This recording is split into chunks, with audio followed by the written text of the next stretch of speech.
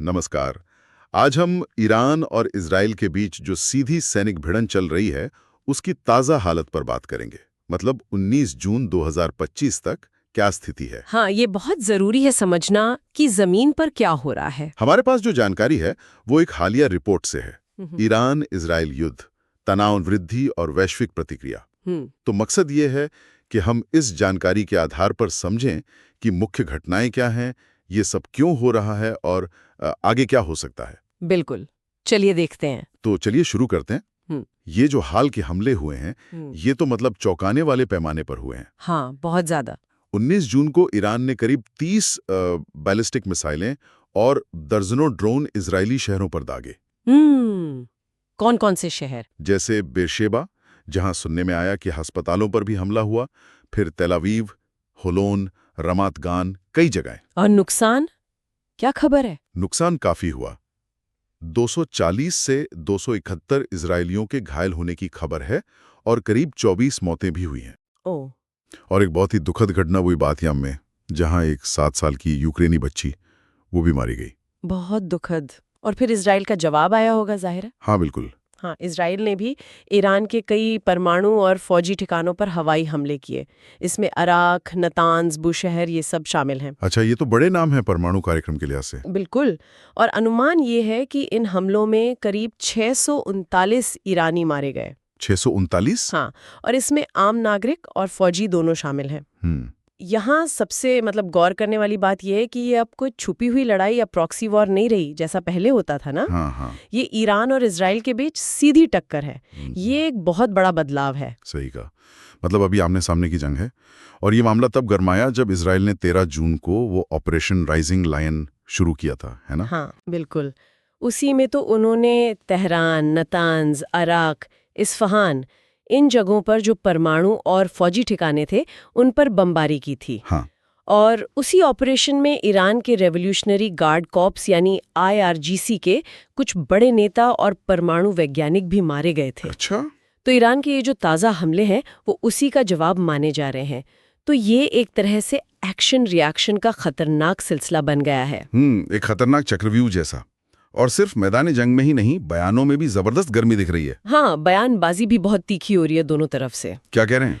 Israel के रक्षा मंत्री तो कह रहे हैं कि ईरान के सुप्रीम लीडर पर सीधी कार्रवाई होनी चाहिए। अरे बाप रे। हाँ, और दूसरी तरफ आयतुल्ला खामेनेई ने धमकी दी है कि अगर अमेरिका बीच में पड़ा तो उसे ऐसा नुकसान होगा जिसकी भरपाई नहीं हो सकेगी, और उन्होंने लड़ाई जारी रखने का संकल्प लिया है। तो मतलब माहौल बहुत तनावपूर्ण है।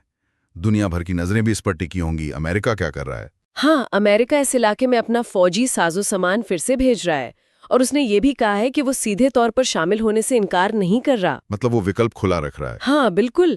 और बाकी बड़े देश जैसे चीन, रूस, ब्रिटेन, यूरोपियन यूनियन, UN, ये सब तो वही कह रहे हैं कि भाई संयम बरतो, बातचीत से हल निकालो। डिप्लोमेसी की कोशिश। हाँ, और खाड़ी के देश भी वो पर्दे के पीछे से कोशिश कर रहे हैं कि माहौल शांत हो जाए।